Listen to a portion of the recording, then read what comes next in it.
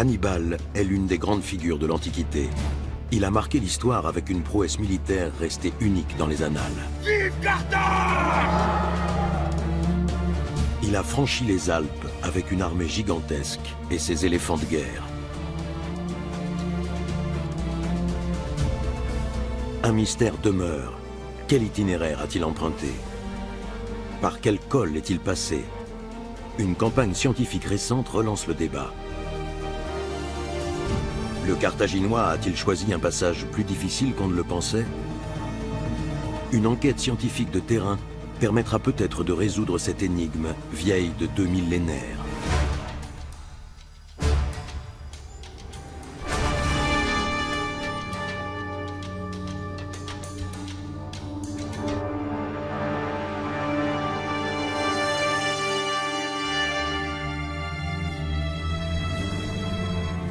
Les Alpes italiennes cachent un secret. C'est ce qui a attiré Bill Mahany sur ces hauteurs. Il a réuni une équipe transdisciplinaire pour tenter de découvrir où Hannibal a franchi les Alpes. Ce Canadien n'est pas archéologue mais géomorphologue. Il étudie les processus qui façonnent les reliefs.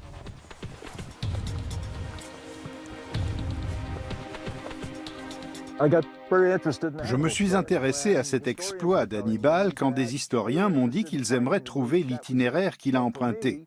Mon rôle, c'est d'identifier le parcours le plus plausible, et là, on pourra lancer des fouilles archéologiques.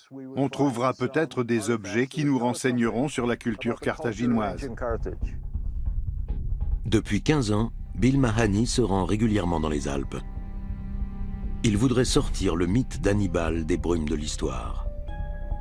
Des sources antiques décrivent la route suivie par les Carthaginois, sans toutefois révéler le nom des cols franchis.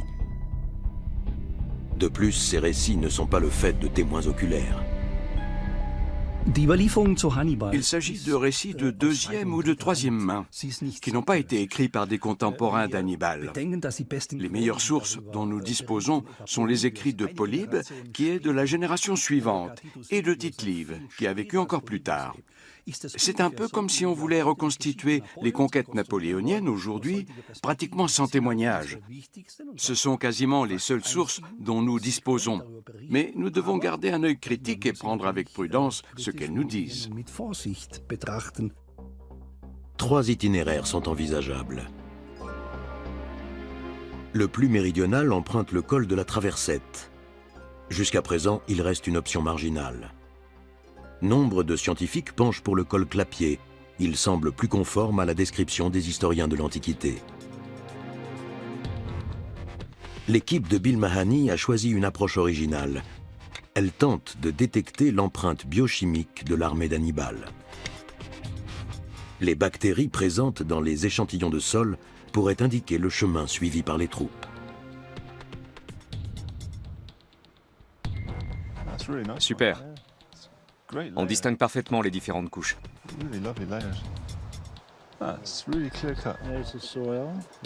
L'enjeu est de trouver ce que les sources antiques ont passé sous silence. Mais pour cela, il faut prendre du recul par rapport à ce qu'elles affirment. Une démarche très différente de celle menée jusqu'ici. L'archéologie a très peu investi la question. Le terrain est principalement occupé par les historiens qui ont chacun leur théorie et tentent de l'imposer. Il n'est pas rare qu'ils modifient les distances et qu'ils adaptent la vitesse de déplacement de l'armée d'Hannibal pour rendre leur hypothèse crédible. Moi, je mène une étude purement scientifique. J'utilise les repères de l'environnement pour tenter de localiser l'itinéraire. Jamais dans l'histoire, un commandant n'a mené une armée aussi haut dans la montagne.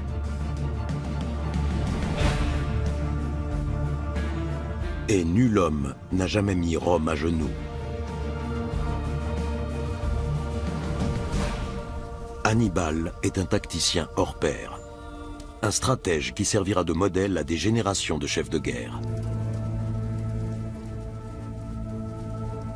Sa destinée est étroitement liée à l'histoire de son peuple, les Carthaginois.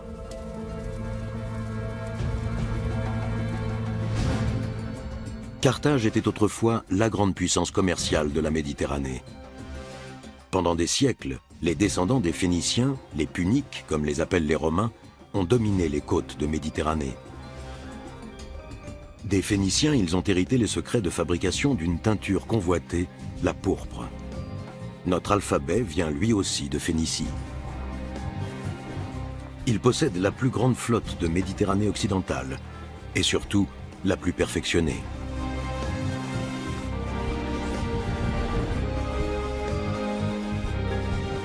Carthage est une superpuissance.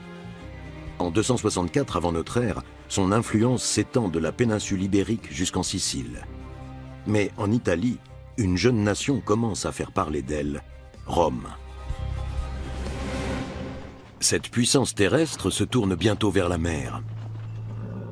En Sicile, 17 ans avant la naissance d'Hannibal, une escarmouche déclenche un conflit entre Rome et Carthage.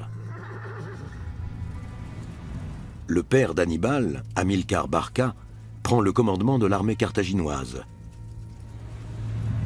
Mais au bout de 23 années de guerre, les Carthaginois doivent se rendre à l'évidence. Rome a l'avantage. Et elle est désormais une puissance navale. Ce qu'on a appelé la première guerre punique se solde par la victoire de Rome, qui prend l'ascendant en Méditerranée occidentale. Cette guerre et ses répercussions vont marquer l'enfance d'Hannibal.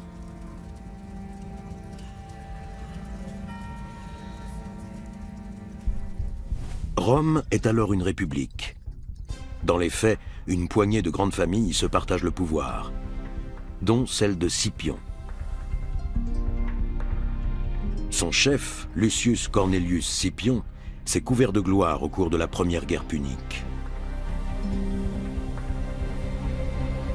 Les Romains signent un traité de paix avec Hamilcar. Carthage doit payer un lourd tribut qui l'amène au bord de la ruine. Et les conditions sont encore durcies par la suite. On dit qu'Hamilcar aurait transmis sa haine des Romains à son fils.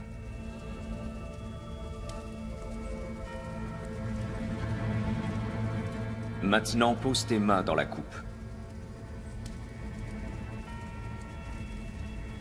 Moi, Hannibal, jure solennellement d'être à tout jamais l'ennemi de Rome. Jure-le devant les dieux. Je jure solennellement de ne jamais... d'être à tout jamais l'ennemi de Rome. Ce serment est passé à la postérité. Mais a-t-il une quelconque réalité historique ?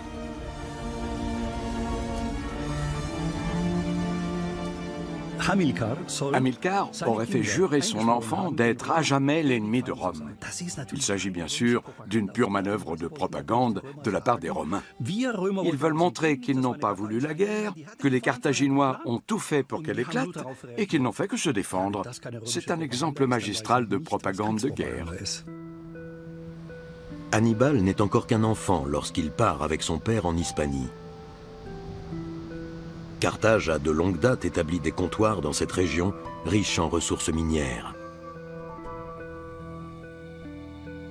Après la défaite contre Rome, Hamilcar veut étendre la sphère d'influence carthaginoise dans la péninsule. Il soumet une à une les tribus ibères qui peuplent le sud de l'actuelle Espagne. Les Carthaginois utilisent alors une arme exceptionnelle, les éléphants de guerre.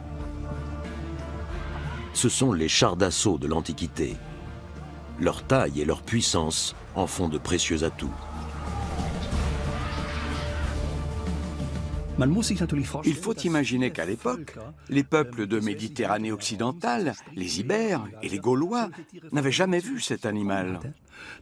Les éléphants créaient donc un effet de surprise, avec un fort impact psychologique sur l'ennemi. Dans le sud de l'Espagne, Hannibal apprend à diriger des éléphants. Il apprend aussi le grec avec son précepteur Sosilos. Ce dernier lui enseigne la mythologie grecque, mais aussi l'art de la guerre. Le récit des batailles d'Alexandre le Grand, surtout, fascine l'enfant. Même les hautes montagnes de l'Hindu-Kush n'ont pu arrêter le conquérant.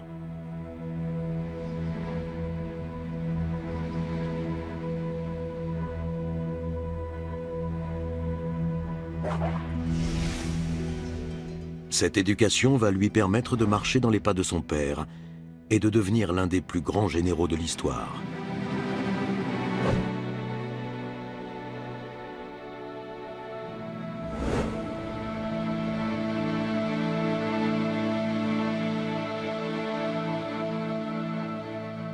Toute son enfance se déroule au rythme des batailles et des guerres. Il est investi d'une mission, rendre à Carthage son rang de superpuissance et enrayer l'expansion romaine. Sosilos restera à ses côtés jusqu'à l'âge adulte.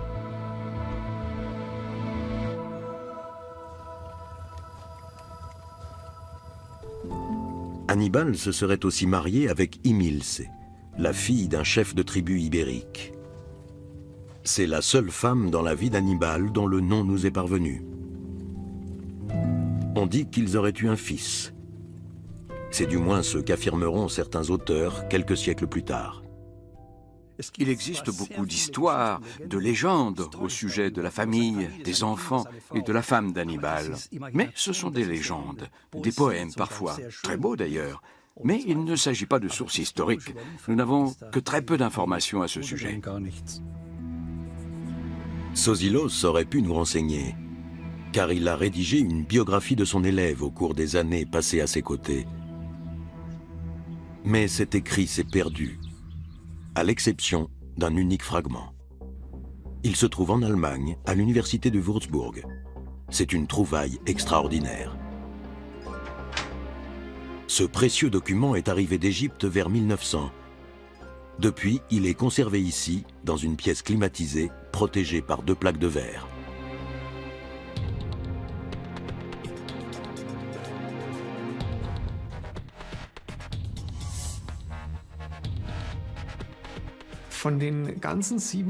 Des 7 volumes que Sosilos a consacrés à la vie d'Hannibal, il ne reste que ce fragment. On peut donc dire que l'œuvre n'existe plus qu'ici, à Würzburg. Ce document est le seul témoignage direct sur la vie d'Hannibal. L'historien Polybe cite la biographie de Sosilos parmi ses références. Il témoigne de la célébrité du général carthaginois dans toute la Méditerranée. Ce papyrus a été écrit par un familier d'Hannibal, quelqu'un qui lui parlait au quotidien, qui a vécu à ses côtés, qui a été témoin des batailles qu'il a menées. C'est très émouvant.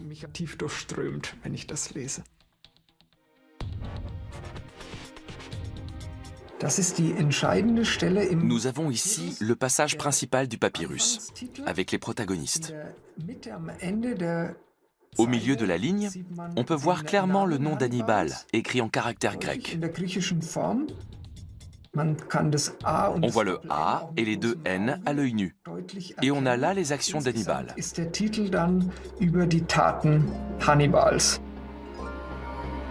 Dans ce fragment, Sosilos raconte une bataille navale de la Deuxième Guerre punique, mais il ne parle pas de la traversée des Alpes.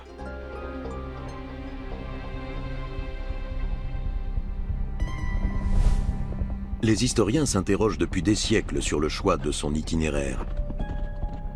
Certains ont même employé des méthodes surprenantes pour tenter de trouver une réponse.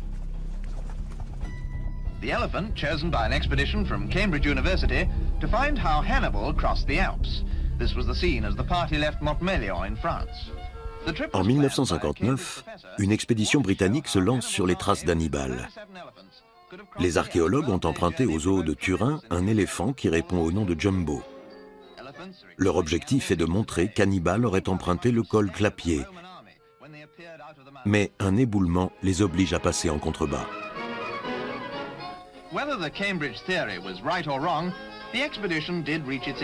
Lorsqu'ils arrivent en Italie 10 jours plus tard, l'équipe et l'éléphant sont accueillis triomphalement.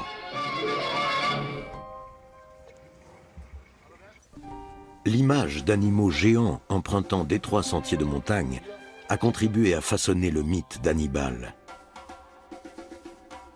Dans un parc à éléphants au nord de l'Allemagne, nous allons découvrir de quoi sont capables ces étonnants pachydermes. Malgré leur poids de 5, 6 ou 8 tonnes, les éléphants ont un grand sens de l'équilibre. Ils peuvent être extrêmement délicats. Et quand ils le veulent, ils sont capables de grimper des talus. Ils sont aussi très bons nageurs et courent très vite. Et surtout, ils savent faire des mouvements très précis, au millimètre près. Immanuel Birmelin est biologiste. Il étudie les éléphants depuis de nombreuses années et pour lui, leur agilité va de soi.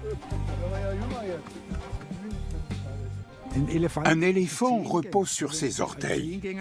Il marche sur le bout des doigts, si vous voulez. Entre les doigts, il y a un tissu adipeux. Et donc, quand l'animal marche, son poids est amorti. En fait, les pieds forment un triangle, avec les doigts vers l'avant, et tout le reste, c'est un coussin formé de graisse. Une étude britannique a établi que lorsqu'ils se déplacent rapidement, les mouvements des éléphants ne sont pas très différents de ceux des chevaux. Ils peuvent aussi escalader aisément des pentes abruptes comme celle d'un col alpin.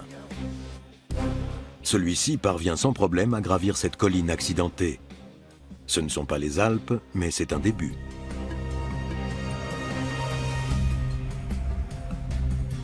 La plupart des spécialistes pensent que le col de la Traversette était d'un accès trop difficile pour l'armée d'Hannibal.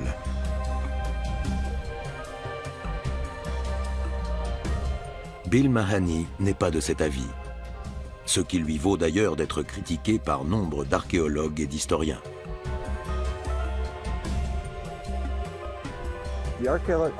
Les archéologues ne se montrent pas très coopératifs. Ils suivent plus ou moins les théories des historiens. Ils pensent que le col de la Traversette est trop élevé.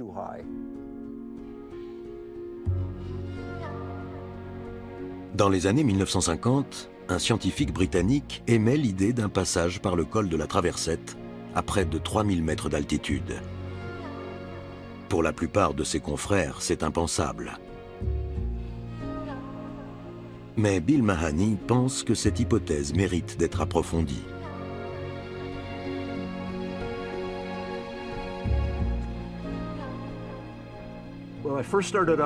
J'ai commencé par examiner tous les cols et voies d'approche possibles. En même temps, je me référais aux textes de Tite-Live et surtout de Polybe. Le texte évoque quelque chose comme du permafrost, un sol gelé. Il parle d'une fine pellicule de terre gelée. Et la vue sur le pot est aussi un élément déterminant, parce que le seul col d'où on peut voir le pot, c'est la Traversette. Chris Allen de l'Université de Belfast a rejoint l'équipe en 2011. Il enrichit le spectre des disciplines scientifiques investies dans ce projet avec une expertise a priori inattendue, l'étude des micro-organismes. Je me suis demandé de quelle façon la microbiologie pouvait contribuer à ces recherches. Nous savons que l'armée d'Hannibal comptait un très grand nombre d'animaux. Or, les animaux produisent énormément d'excréments. La matière fécale, ce sont des bactéries, et ces dernières sont encore détectables au bout de 2000 ans. C'est ainsi que je me suis impliqué dans le projet. En 2013, l'équipe scientifique a découvert une zone humide du côté français du col de la Traversette. Il y a 2000 ans, il y avait sans doute ici un lac de montagne. Un lieu de halte idéal pour les troupes d'Hannibal. Je me suis intéressé aux dépressions. Ici, nous sommes dans une zone d'érosion glaciaire. Et quand les glaciers se sont retirés, à la fin de la dernière glaciation, il est resté ce qu'on appelle des glaces mortes. Des dépôts de glace isolés qui creusent le sol et créent des dépressions. Certaines devaient encore être remplies d'eau à l'époque d'Hannibal. On a donc effectué des carottages pour voir si les animaux avaient laissé des traces de leur présence dans les sédiments.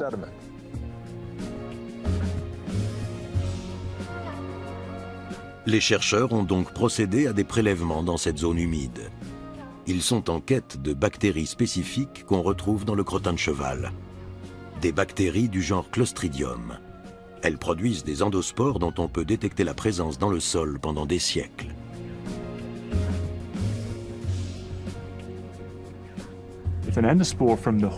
Si une endospore issue du crottin de cheval a trouvé refuge dans le sol, elle peut y survivre pendant 10 000 ans. Si Chris Allen trouve des bactéries de ce type vieilles de 2000 ans, cela pourrait signifier que des chevaux sont passés par le col de la Traversette à l'époque d'Hannibal.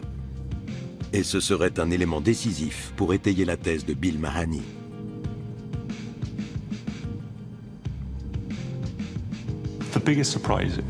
Nous avons été surpris par la quantité de bactéries. En général, on peut s'attendre à trouver environ 2% de bactéries du genre Clostridium dans le sol. Mais à l'endroit où nous avons prélevé nos échantillons en France, là où Hannibal aurait pu passer, nous avons trouvé 20% de Clostridium. C'est exceptionnel. Plus surprenant encore, on a pu dater la surabondance de ces bactéries, et la période correspond à l'expédition d'Hannibal à travers les Alpes. Si c'est une coïncidence, elle est incroyable.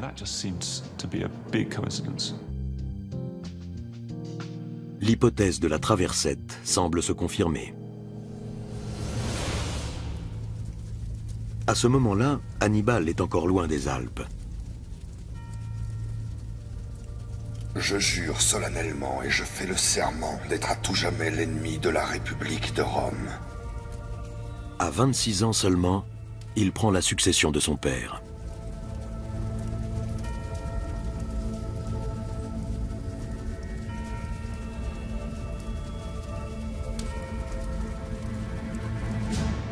Hannibal a fait graver les effectifs de son armée sur une colonne à Carthage.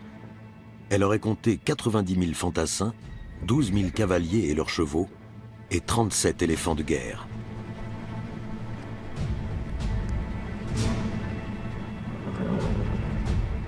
Le passage de cette formidable armée a dû beaucoup impressionner les tribus gauloises de Méditerranée.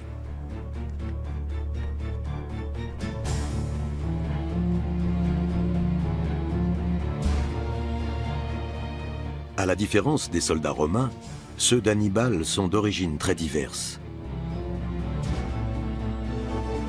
Ces cavaliers numides, armés de leur seule lance, constituent une force rapide et mobile. Les frondeurs des Baléares, d'une adresse extraordinaire, sont disposés en première ligne. Il y a aussi la cavalerie lourde, des guerriers ibères et gaulois, et les soldats carthaginois lourdement armés. L'un des grands défis d'Hannibal est d'unifier cette armée hétéroclite afin qu'elle puisse vaincre d'abord les tribus ibères, puis Rome. Hannibal est fin psychologue. En tant que commandant, il ne se donne aucun privilège particulier. Et puis, il peut se faire comprendre sans intermédiaire car il parle 4 langues. Le punique, mais aussi le grec, le latin et la langue des ibères.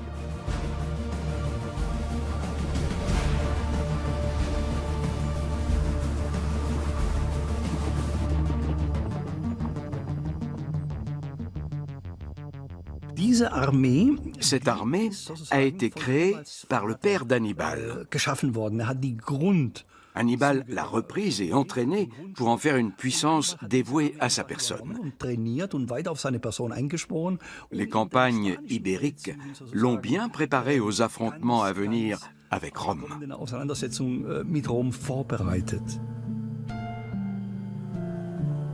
Après la première guerre punique, des tensions persistent entre Carthage et Rome. Elles éclatent lorsqu'Hannibal prend la ville de Sagonte.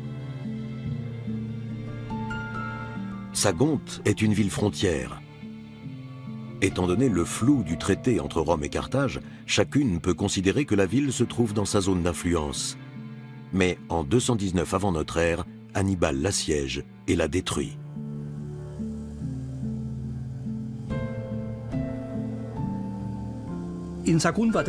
La prise de Sagonte est motivée par le fait que les Romains s'immisçaient dans les affaires des Carthaginois dans la péninsule ibérique. Le but de l'opération était de négocier avec Rome le retrait d'Espagne et peut-être aussi de Sicile et de Sardaigne, qui appartenaient auparavant à la sphère d'influence des Carthaginois. Ces derniers pourraient ainsi y reprendre pied.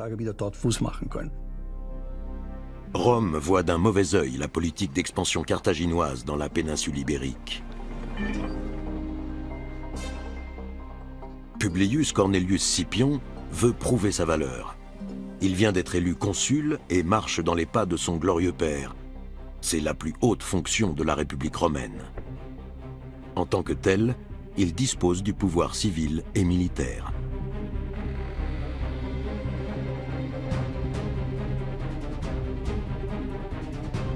Les nouvelles qui arrivent d'Hispanie sont inquiétantes. Le fils d'Hamilcar Barca marche vers le nord avec une armée gigantesque. Nul ne semble capable d'arrêter sa progression. Quel est le but d'Hannibal?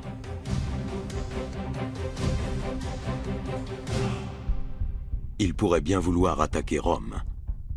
La flotte carthaginoise n'est plus assez puissante pour espérer une victoire navale. Et les troupes romaines protègent la côte. Il ne lui reste qu'une possibilité, franchir les Alpes. En mai 218 avant notre ère, la puissante armée quitte la ville actuelle de Carthagène. Le départ a duré des heures. La tête du convoi était déjà arrivée au point d'étape alors que les derniers n'étaient pas encore partis. C'est donc que la colonne devait s'étendre sur une distance de 25 à 30 km. L'armée d'Hannibal aurait donc été aussi longue que la ville de Munich d'est en ouest.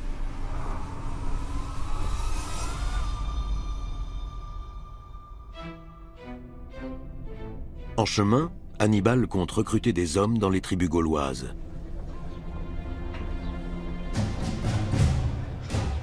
Il a confiance en ses hommes, en particulier ceux qu'il a richement récompensés à la suite de la prise de Sagonte.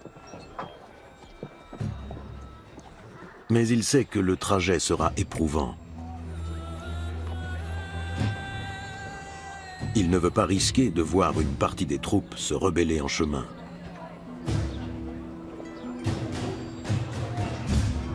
Hannibal fait tout pour renforcer l'unité d'une armée composée à la fois de mercenaires et de Carthaginois.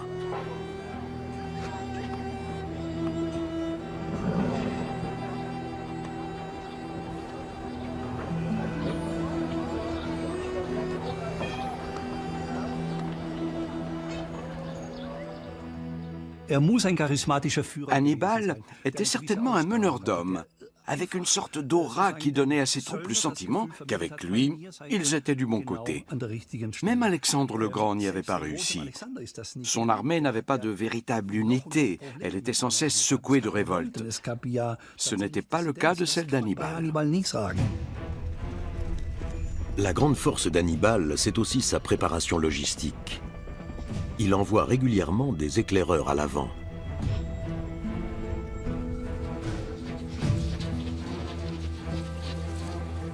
Ces missions de reconnaissance permettent de trouver le meilleur itinéraire, de négocier des droits de passage, d'acheter des vivres et de demander la permission d'établir des dépôts.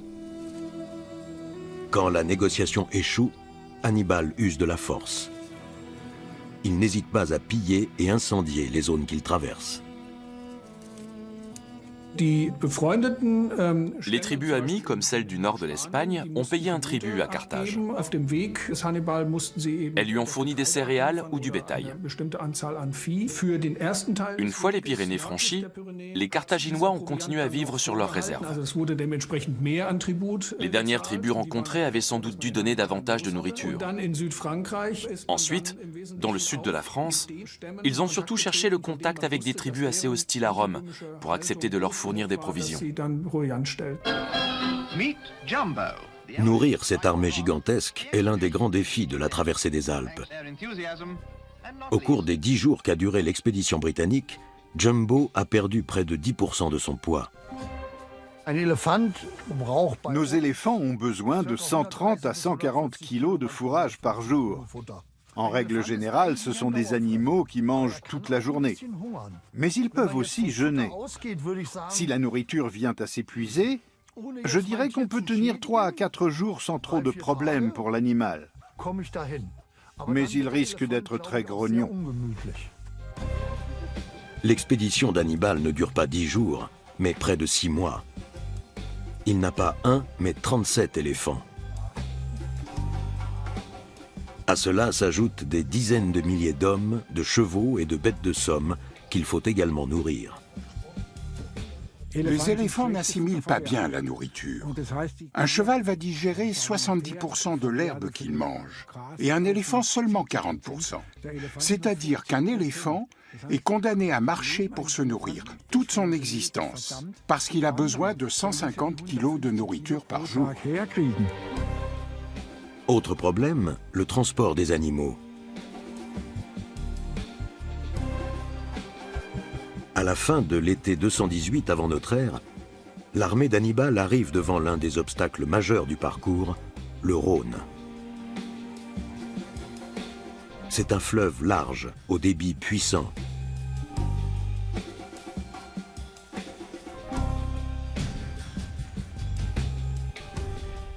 La tâche semble impossible. Le commandant carthaginois doit faire passer sur l'autre rive des dizaines de milliers d'hommes et de chevaux, sans compter les éléphants. Les éléphants n'ont pas peur de l'eau, ils aiment barboter et savent même nager. Mais ce sont des animaux prudents. Ils testent le courant avant de traverser un cours d'eau. S'il est trop fort, ils ne s'y aventurent pas. Boris Dreyer se trouve sur le Danube. Il veut essayer de comprendre comment Hannibal a pu faire traverser un fleuve aux éléphants. Pour cela, il va se référer aux écrits de Polybe, l'historien de l'Antiquité. On peut traduire un texte à son bureau, convertir les mesures pour en avoir une idée, apprécier le récit. Mais c'est très différent de revivre la chose en vrai. Hannibal disposait uniquement des matériaux qu'il pouvait trouver sur les rives du Rhône. Il aurait fait construire des radeaux pour faire traverser les éléphants. Boris Dreyer va tenter l'expérience sur le Danube avec un poids équivalent à celui d'un éléphant. L'équipe de l'historien est plus réduite que l'armée d'Hannibal, mais elle reste conséquente. Charpentiers de marine, grutiers, secours techniques et brigades fluviales ont été mobilisés.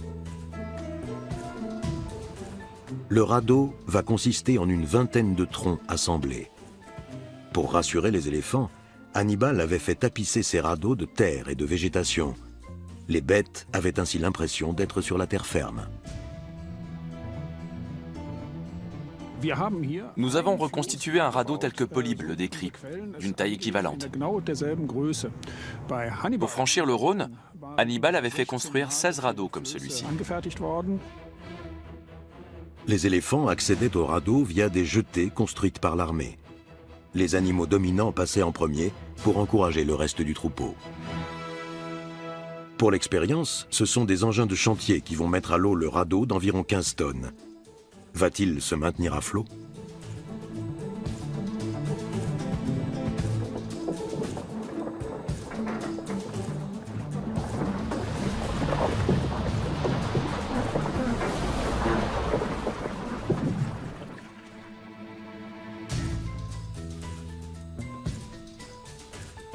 Le radeau flotte, mais il est immédiatement entraîné par le courant. Les secours techniques sont là pour l'empêcher d'aller plus loin. À l'époque d'Hannibal, des soldats retenaient l'embarcation depuis la rive au moyen de cordes.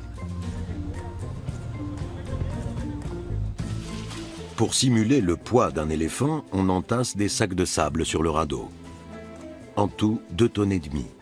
C'est le poids moyen d'un éléphant de forêt d'Afrique. Boris Dreyer ressent immédiatement les effets de ce poids.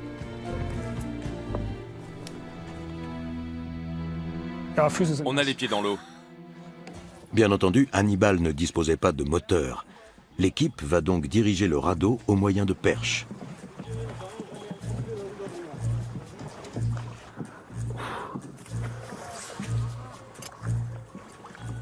On avance, non? Les perches ne suffisent pas à résister au courant. 2 bateaux à rames interviennent donc pour tirer le radeau vers l'autre rive.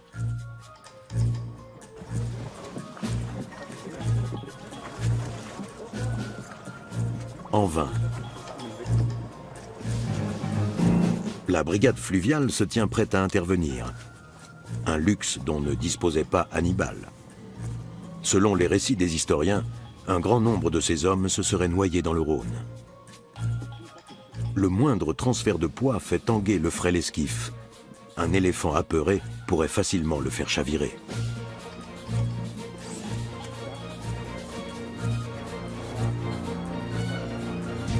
C'est épuisant.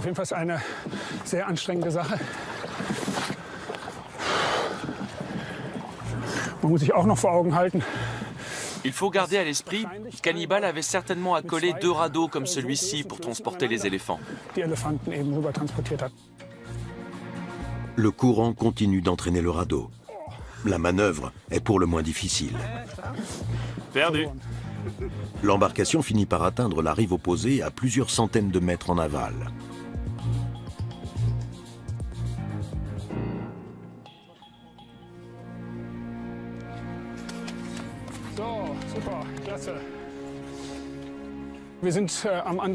Nous sommes arrivés.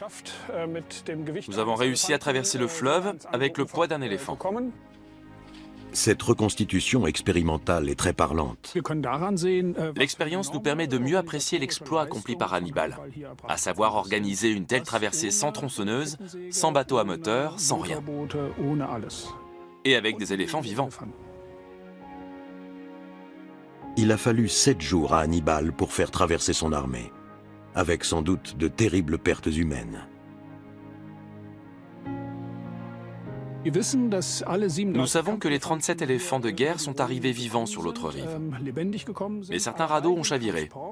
Des éléphants sont tombés à l'eau, mais ils ont réussi à traverser à la nage. En revanche, leurs conducteurs qui les accompagnaient et qui sont tombés avec eux sont tous morts. La perte des conducteurs, les seuls à savoir diriger les éléphants, a dû retarder l'armée. Et le plus difficile reste à venir. L'armée d'Hannibal est en route depuis 4 mois. Après avoir franchi le Rhône, elle aurait pu se diriger vers la mer pour longer la côte.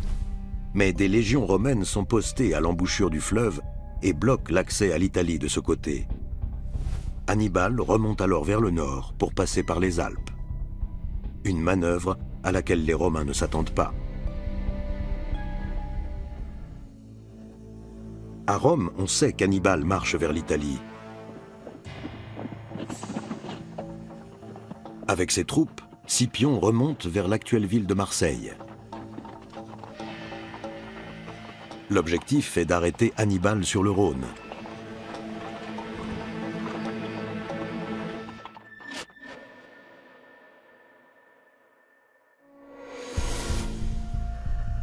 Mais ils arrivent trop tard. Le Carthaginois est déjà loin et il a trop d'avance pour que les troupes romaines puissent le rattraper. Dès lors, Scipion n'a d'autre choix que de repartir vers l'Italie et de l'attendre de l'autre côté des Alpes. À l'automne 218 avant notre ère, Hannibal se trouve dans les contreforts des Alpes. Pour ces soldats, le spectacle doit être saisissant. Ils n'ont jamais vu de si hautes montagnes, hérissées de parois rocheuses et de sommets enneigés. L'épreuve leur paraît certainement insurmontable. Il faut remonter le moral des troupes. Je lis la peur et le doute dans vos yeux. Oui, ce sont de hautes montagnes, mais vous allez m'obéir, comme vous l'avez fait dans les Pyrénées et sur le Rhône. Et vous n'aurez pas à le regretter. Cette fois encore, j'ai tout prévu. Nous avons des vêtements chauds et des réserves. Et nous avons des alliés pour nous guider. Nous ne pouvons pas échouer. Suivez-moi. Et vive Carthage!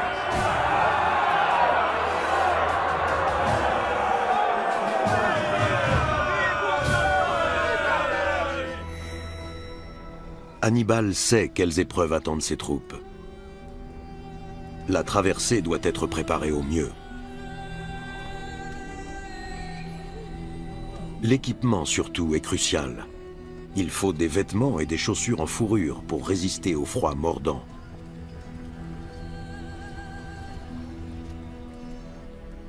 Le barda des soldats de l'Antiquité était extrêmement lourd. J'ai fait le calcul. Selon mes estimations, chacun d'eux devait porter entre 25 et 30 kilos d'équipement de combat.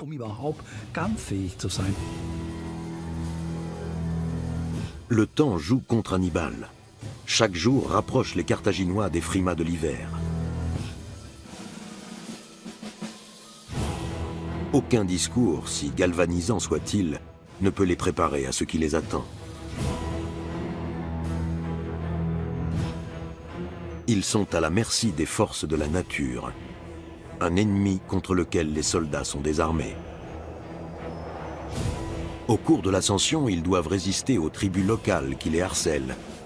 Et plus ils approchent des sommets, plus le paysage est hostile et le climat rude.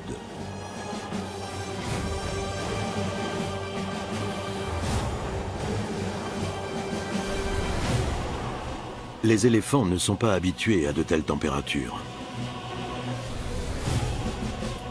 Comment ont-ils supporté le climat alpin? Les éléphants ne sont pas aussi fragiles que nous.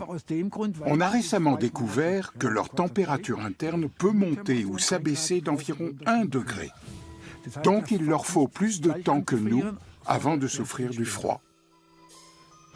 À l'aide de caméras thermiques, des chercheurs de l'université de Vienne ont observé la façon dont les éléphants réagissent au froid. À des températures proches de 0 degré, ils se refroidissent beaucoup. Mais tant qu'ils restent en mouvement, ils peuvent réguler leur température interne pour ne pas trop souffrir du froid.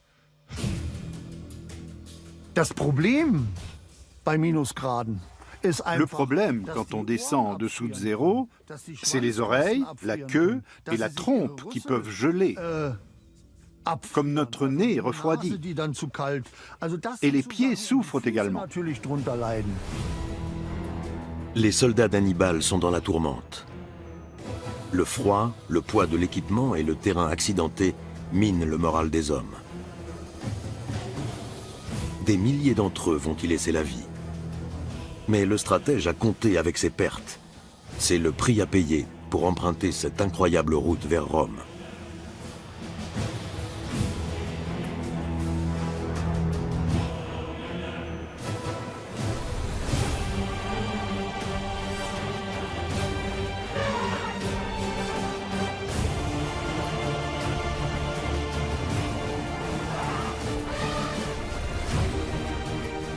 Neuf jours plus tard, Hannibal a réussi. Il arrive au col avec son armée. L'Italie s'étale à ses pieds.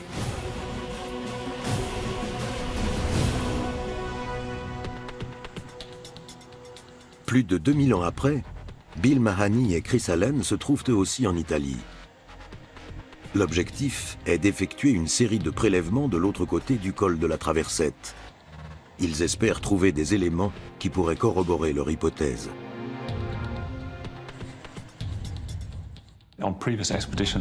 Lors de précédentes expéditions sur le versant italien, nous avons pu identifier une vaste zone humide. Notre hypothèse, c'est que si l'armée a fait halte à cet endroit, les chevaux étaient les mêmes. Donc, si on retrouve des bactéries du genre Clostridium issues de l'intestin des chevaux, elles devraient être très similaires à celles qu'on a retrouvées du côté français. L'armée d'Hannibal comptait 37 éléphants, mais des milliers de chevaux. Les recherches se concentrent donc sur les déjections des équidés. À l'université de Belfast, Chris Allen analyse les échantillons de sol prélevés sur le versant italien du col de la Traversette. Il doit d'abord les dater, et s'ils contiennent des clostridiums, il doit déterminer si les bactéries sont issues des mêmes chevaux. Nous avons déjà pu établir que cette zone humide est plus ancienne que celle du côté français. C'est une donnée encourageante. Il faut maintenant voir ce que donnera l'analyse génétique. Le fait que les échantillons de sol correspondent à la bonne époque est un pas décisif dans la résolution de l'énigme. Hannibal a peut-être contemplé cette même vue sur la vallée du Pô il y a plus de 2200 ans.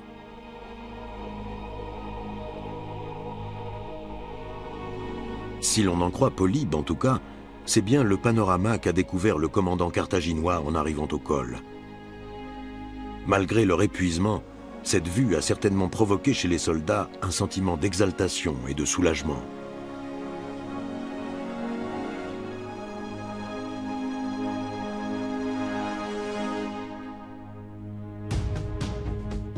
cet instant, ils ont derrière eux 5 mois de marche et d'indicibles difficultés.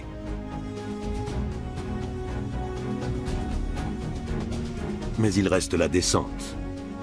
Elle va durer plusieurs jours et coûter la vie à nombre d'hommes et de bêtes. On ne sait pas exactement combien d'éléphants sont parvenus vivants de l'autre côté des Alpes. Les sources historiques ne mentionnent plus leur présence dans la suite de la campagne d'Hannibal. L'arrivée d'Hannibal en Italie donne le véritable coup d'envoi de la Deuxième Guerre punique. Il se dirige vers le sud sans rencontrer d'obstacles, ou presque. Hannibal sort vainqueur des batailles du Tessin et de la Trébie, et il écrase les légions romaines au bord du lac Trasimène. Il conduit son armée jusqu'à la cité de Cannes, en Apulie. Là encore, il va marquer l'histoire. La bataille de Cannes est un chef-d'œuvre tactique.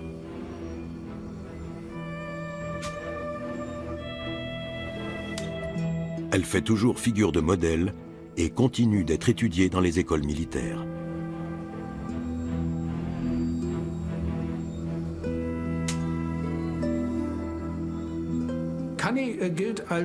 Cannes est considéré comme l'un des grands exploits militaires d'Hannibal. La bataille est à l'origine de la tactique d'encerclement, une stratégie militaire qui a fait école. L'idée, c'est de diviser les troupes en 2 ailes. Alors qu'Alexandre le Grand avait toujours une aile puissante, Hannibal a fait en sorte que les 2 le soient. La ligne du milieu recule, l'adversaire avance, et là, il est pris en tenaille par les 2 ailes.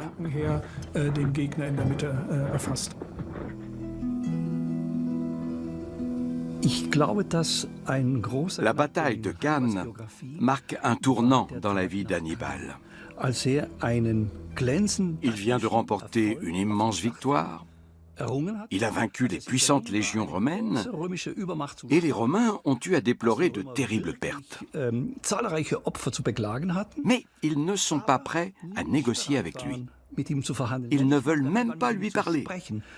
Leur but est de s'imposer et ce n'est pas négociable. Désormais, la voie est libre. Rien ne semble pouvoir sauver Rome.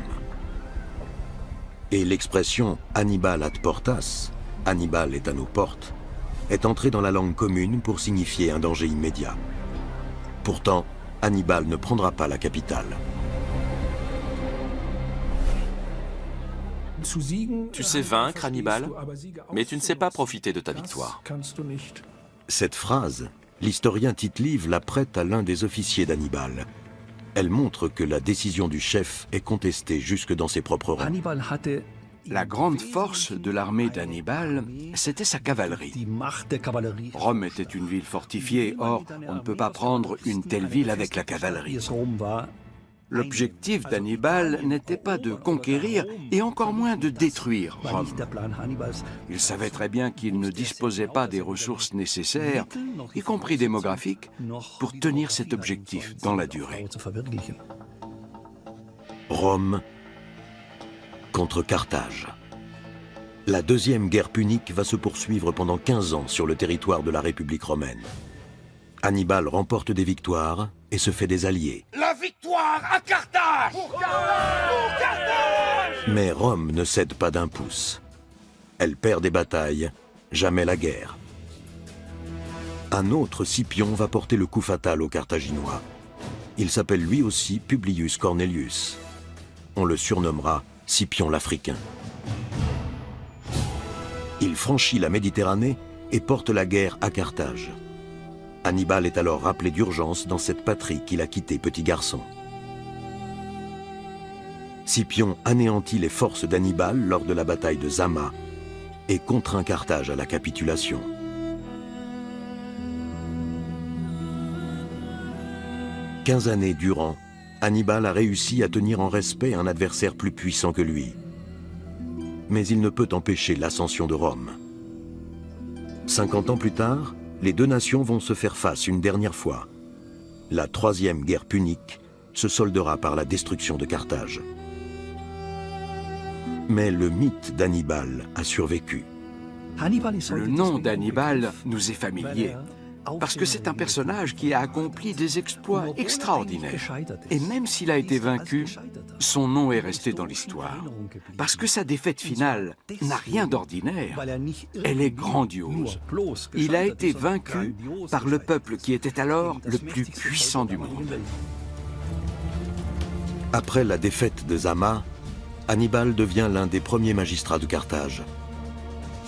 La cité retrouve sa prospérité, mais isolé politiquement, il choisit l'exil. Commence alors une vie d'errance qui se terminera par son suicide 20 ans plus tard. Il est resté fidèle à ce serment qu'il aurait prononcé devant son père.